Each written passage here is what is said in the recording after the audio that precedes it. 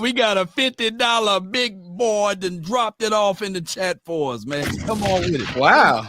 Yeah. Hey, John, we got to be late more. This is crazy work. Hey, listen, we got to show that one. Hold on, wait a minute. We're going to show that early. Oh, but they got 50 of them, you know. We got a 50 before episode 50. Crazy work. Crazy work. Now, shout out to Tom's Takes. This is episode 36. He's right. Who was the 36, guys? Who was 36? Bus. Tony Pollard before he switched to 20. Was he 136 when Jerry Jones said Zeke who he was 36, right? Am I right? That's good. That's episode preseason Tony Pollard, what you saying? Right. You talking about a deep dive. Yeah. That was good. Well, I got one for you, Foots. This in your area. Episode Rest in Peace, Sean Taylor. He wore 36. Oh, yeah.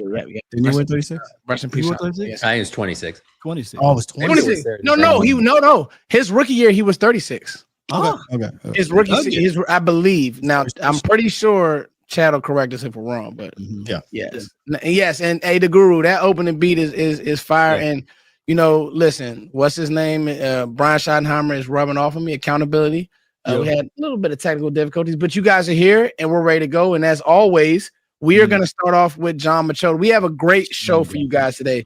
It's gonna be a little not even back and forth, but just our high level thoughts here, very high level. But as always, we're gonna start off with John Machota. What's going on in Cowboys world? Maybe not a lot, but we'll talk about it.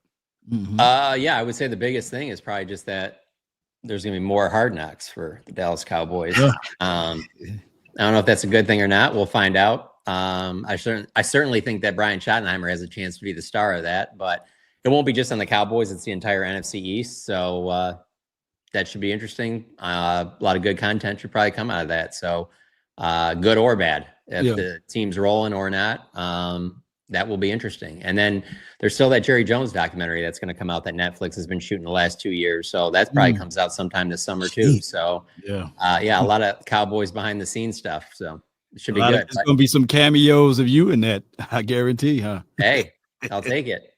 No, but we only had availability on Tuesday, and then we don't have it again until next Thursday. So they still are practicing, but media is not allowed to watch other than 1 day per week until minicamp, and then minicamp week we're out there all 3 days. So, yeah.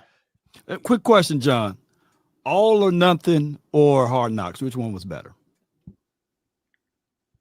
I think All or Nothing might have been All or Nothing. They had Jason Garrett cussing left and right, wouldn't they?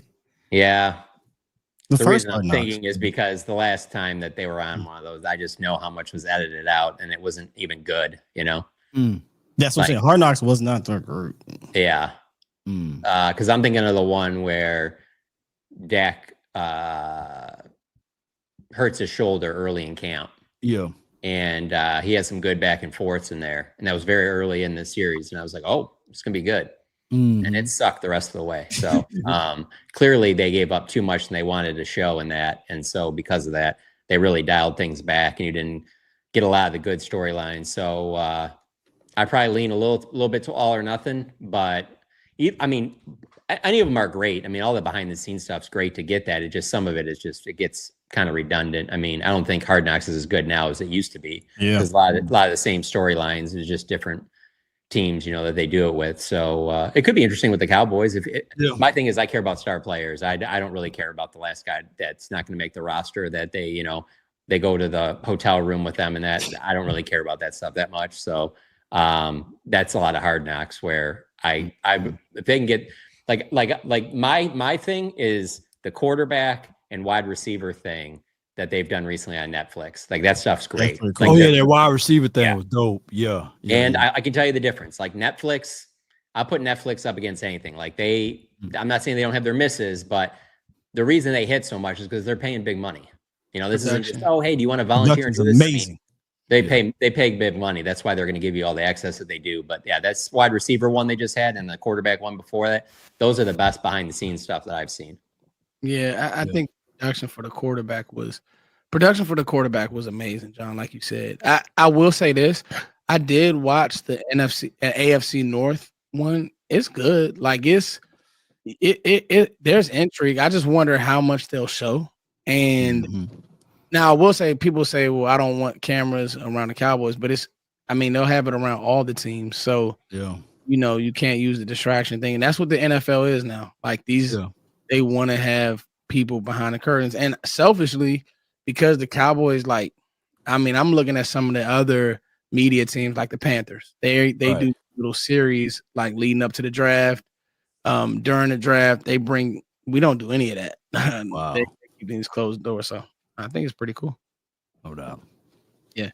Y'all got anything else on it? Yeah, I'm not a big Hard Knocks all in, but it is cool to get the behind the scenes stuff. Maybe we'll get some of the losses where we didn't get from Sounds of the Sideline. Maybe we'll get those now with the Hard Knocks. Yeah. So that's like the only thing I'm interested in. I'm interested in more stuff like that. Like, it doesn't have to be a lot. It just like that. I think that's pretty cool. Me personally. Yeah. But we know that this fan base, well, this front office, I don't know, they want to keep things close to the curtain. Okay.